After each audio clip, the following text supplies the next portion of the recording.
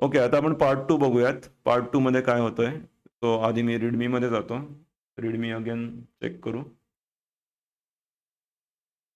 What you learn SQL Alchemy वगैरे ठीक आहे. की कॉन्सेप्ट्स या सुद्धा बघितल्यात. आता इथे आपण युजर टेबल टाकतोय, डेटाबेस ऑपरेशन्स करतोय. ठीक आहे. Looks fairly simple. App dot py बघू. बरं, आता इथे we have introduced a new thing. आपण from models import DB, user, to do आणि इनिट 4 गोष्टी इम्पोर्ट करतोय. सो मॉडेल्स नावाची एक फाईल केली आहे आणि this is how you can use multiple files. Packages जसे आपण करतो फ्रॉम क्लास, तसंच आपण फाईल्स पण वापरू शकतो फ्रॉम मॉडेल्स. मग मॉडेल्सही बघूयात आणि याला आपण राईट स्प्लिट राईट करू. तर इथे आपण बघू शकतो की मॉडेल्स म्हणून काय काय इम्पोर्ट करतोय. तर डीबी इम्पोर्ट केलाय, जो इथे आपण डिफाईन केलाय एसक्यूएल अल्केमीने. युजर क्लास आपण डिफाईन केलाय, टू डू नावाचा क्लास पण डिफाईन केलाय आणि init DB. All right. So 4 import केलेत. मग आता आधी मॉडेल्स फाईल बघूयात. SQL alchemy we have seen. आपण डेटाबेस इनिशियलाइज करतोय एसक्यूएल अल्केमीच्या इन्स्टन्स क्लासमधून. तो डीबी आपला ऑब्जेक्ट झाला. या मध्ये मग आपण क्लास युजर तयार करतोय. We have seen that this is called ORM, object relationship mapping. की युजर नावाचा एक ऑब्जेक्ट किंवा क्लास आपण तयार केला आणि तोच क्लास आपण रिलेशनशिप म्हणजे टेबलला पण लावलाय. तो एकाच गोष्टीत आपण 2 गोष्टी करतोय एकाच कोडने. आपल्याला क्लासमध्ये युजर नावाच्या क्लासमध्ये हे अट्रिब्यूट्स पण मिळत आहेत, आयडी, युजरनेम, ईमेल आणि आपल्याला यांचे कॉलम्स पण मिळत आहेत. तो अट्रिब्यूट्सच कॉलम झालेत. This saves us a lot of things. हे जर आपण नसतं केलं तर आपल्याला बराच जास्त कोड लिहावा लागला असता मॅनेज करायला. ठीक आहे. आणि here I will just briefly check की काय काय आहे. सो इथे दिसते इंटिजर आहे आणि प्रायमरी की. प्रत्येक टेबलची आयडी ही प्रायमरी की असते आणि that's by default. In general it's a good industry practice as well की आयडीच ठेवायची तुमची प्रायमरी की. मग युजर नेम आहे, आपण स्ट्रिंग घेतलाय. इथे म्हणतोय की 80च कॅरेक्टर्स ठेव. युनिक ठेव युजर नेम आणि युजर नेम नलेबल फॉल्स म्हणजे युजर नेम मॅन्डेटरी पाहिजे. मग ईमेल पण युनिक पाहिजे. आपण डेटाबेसमध्ये लिहितो की ईमेल असेल तर त्याला घेऊ नको, म्हणजे रिपीट नको करू. सो आपण डेटाबेसमध्ये तर लिहितो, आपण बॅकएंडच्या कोडमध्ये तर लिहितोच पायथनमध्ये. But we also have to give this constraint in the database schema. त्यामुळे चुकून कोणीतरी डायरेक्ट डेटाबेसला ॲक्सेस केलं तर त्याने असं करता कामा नये की ईमेल एक्स्ट्रा सेम याचं जायला नको. आणि देअर कुड बी केसेस, कोणी फ्रंट एंड हॅक करू शकतं, कोणी बॅक एंड हॅक करू शकतं, कोणी डेटाबेस हॅक करू शकतं. म्हणून आपल्याला प्रत्येक ठिकाणी चेक्स टाकावे लागतात. चेक्स म्हणू शकतो आपण त्याला, राईट. तर हा चेक झाला इथे एका पद्धतीने की युनिक ट्रूथ ठेव आणि नलेबल फॉल्स म्हणजे ही रो मध्ये हे पाहिजेच, हे एम्प्टी नाही चालणार. पासवर्ड हॅश, आपण पासवर्ड प्लेन टेक्स्ट मध्ये नाही स्टोअर करत, आपण हॅश मध्ये करतो. ते बघूयात आपण.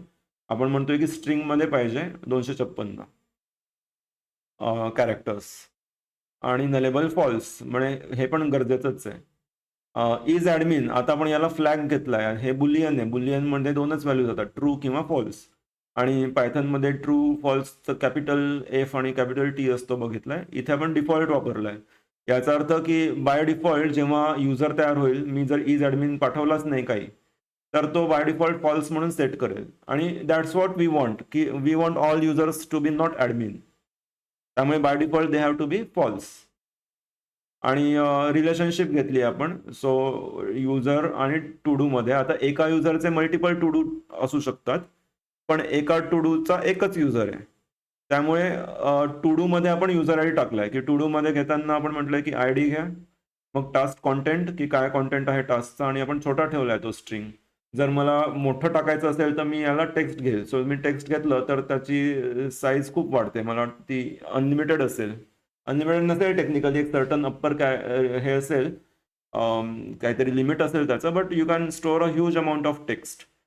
पॅराग्राफच्या पॅराग्राफ वगैरे किंवा पुस्तकच्या पुस्तकही टाकता येऊ शकतो तुम्हाला. So this is it, and it's a good homework that you check की डीबी डॉट टेक्स्टमध्ये डेटाबेसमध्ये किती कॅरेक्टर्सचं लिमिट असतं. एनिवे, सो मला जर वाटतंय की टास्क कॉन्टेंट माझा 256 मध्ये नाही बसत आहे, मला मोठा ठेवायचं, तर मी टेक्स्ट वापरेल. नलेबल फॉल्स, अगेन जर आपण टू डू ॲड करतोय तर काहीतरी तर ॲड केलंच गेलं पाहिजे, म्हणून त्याला आपण नलेबल फॉल्स केलंय. जिथे आपण नलेबल लिहित नाहीये ते बाय डिफॉल्ट ट्रू आहे. ठीक आहे. So for example is completed जर मी लिहिलं नाही तर इट इज ट्रू, पण इथे आपण हे पण पास करतोय की डिफॉल्ट इक्वल टू फॉल्स, म्हणजे इज कम्प्लीट बाय डिफॉल्ट ठेव की नाही कम्प्लीट नाहीये. आणि user I D, user underscore I D, this is again the general syntax की तुम्ही या टेबलचं जे नाव आहे त्याला अंडरस्कोर करून आय डी टाकतात. So that helps us for multiple things. Simplicity आहे, कोड रीड करायला पण फायदा होतो. तर युजर अंडरस्कोर आय डी आणि याच्यामध्ये फॉरेन कीमध्ये आता इथे युजर्स हे टेबल नेम झालं, तो टेबल नेम आणि त्याचा कोणता कॉलम तर आय डी कॉलम आणि नलेबल फॉल्स ठेव याचा युजर अंडरस्कोर आय डीचा. ठीक आहे. रिप्रेझेंटेशन आपण बघितलंय. इथे आपण म्हणतोय पहिले 20. Yes. Sir, just I am stopping you before moving ahead. I have two questions. Number one, the importance of password hash. Just explain once again. And second is, sir, actually, I did some experiment. So here we are actually using foreign key in user ID. So can we use the foreign key without developing the relationship? Like in line number 29, we developed the relationship. So without developing the relationship, can we use the foreign? No, so relationship and foreign key are like they are the same. So they are two sides of the same coin. So you cannot have relationship without foreign key. When you say relationship, what does it mean? Relationship means there has to be some common factor which relates between the two of them. What is that common factor? That common factor is this column. Okay, so without writing this line, you cannot have relationship, because if I comment it, there is no way to connect this table with that table. Okay. Yeah. Now you Yes. can still get things done, like you have to write different queries. Your queries will change because now they are independent tables. So what will happen if you don't write relationship? So if I comment both of them, and if I want to do this, I will still need user ID. So maybe it will be something like user ID equal to, and I can say that it is, let me just copy this column, delete this. If I don't write relationship and still I want to use pass user underscore ID, then I will say integer. So it will be something like this, right? Now the problem with this is that there is no easy way to fetch to do from users. Or if I have a user and then I have to access all to do, then I have to write SQL query something like select star from to do, where user underscore ID equal to user underscore ID. Sir, my question was, if suppose I comment line number 29, so by commenting line number 29, can I run line number 48 without having any? No, because this is a shortcut that SQL Alchemy provides. So if I comment this, then it will not understand how is linking happening.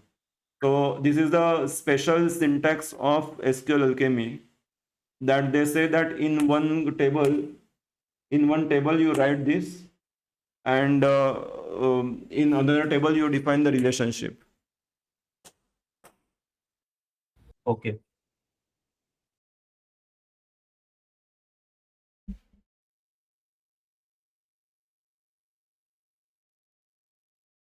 Just 1 second.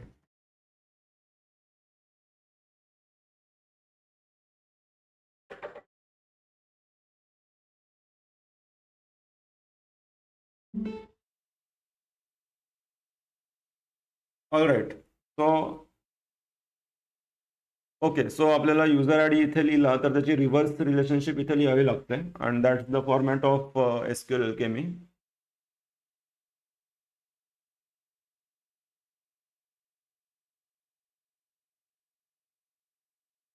Okay, so user table आहे, to do table आहे, ठीक आहे, आणि init dB as usual आपण init dB मध्ये initialise करू database आणि सगळे टेबल्स क्रिएट करतोय. db.create all, सो तो सगळे टेबल्स क्रिएट करेल बाय डिफॉल्ट. तर या गोष्टी आपण इम्पोर्ट केल्यात.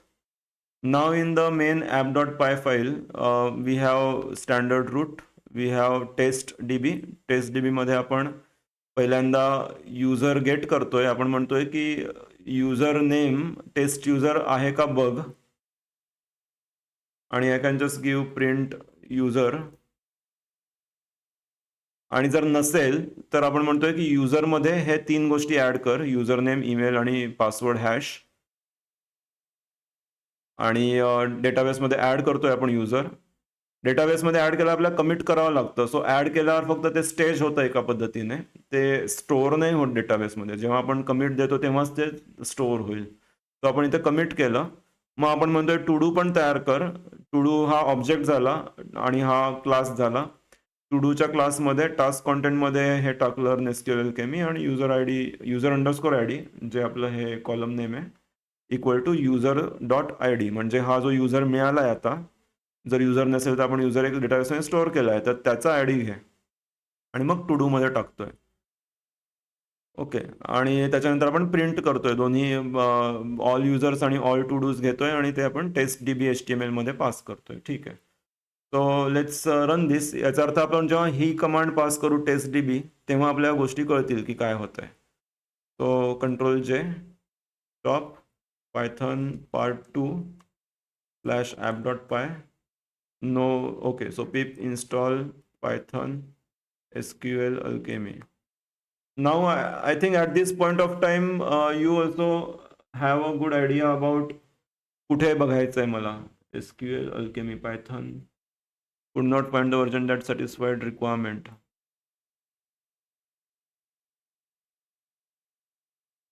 Pip install python -sql alchemy.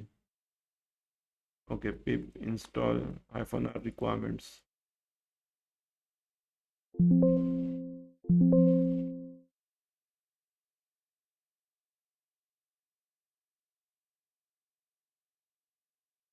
Okay, so याचं पॅकेज नेम वेगळं, सॉरी याचं व्हर्जन नेम वेगळं आहे का? फ्लास्क, अच्छा, फ्लास्क SQL alchemy होता, right. So I think I did that only. Pip install, अच्छा, पायथनच्या ऐवजी फ्लास्क SQL alchemy होता, राईट, माय बॅड. ठीक आहे, so I was saying that जेव्हा ही एरर येते तेव्हा मला हे सगळं बघायचं नाही आहे, मला फक्त लास्ट लाईन बघायची आहे, आणि हे डोळे ऑटोमॅटिकली आपण जसा कोड लिहू तसं ट्रेन होत आहेत, आणि बाय दॅट टाइम तुम्ही जर सगळंच फॉलो करत असाल तर it should be kind of easy for you, comparatively easier for you to identify error कुठे आहे, right. So now let's run python part 2 /app.py, आणि अगेन कंट्रोल क्लिक. पहिल्यांदा याच्यावर जातो मी. ठीक आहे, व्हॉट्स न्यू. आता HTML कोड आपल्याला बघायचा नाही आहे, it's not something primary concern right नाव, म्हणून मी त्या फाईल्स ओपन नाही करत आहे.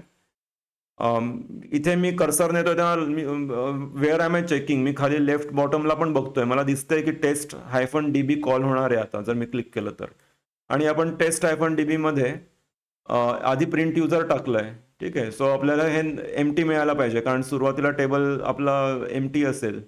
तर कंट्रोल जे आणि टेस्ट डेटाबेस, तर इथे आपल्याला नन मिळाला, बरोबर आहे, आणि त्याच्यानंतर ही पूर्ण प्रोसेस झाली. 2 गोष्टी आपण ऍड केल्यात मॅन्युअली, आणि या दोन्ही गोष्टी फ्रंट एंडला पास केल्यात, आणि टेबलमध्ये मिळाल्या आपल्याला या दोन्ही गोष्टी. Back to home. ठीक आहे,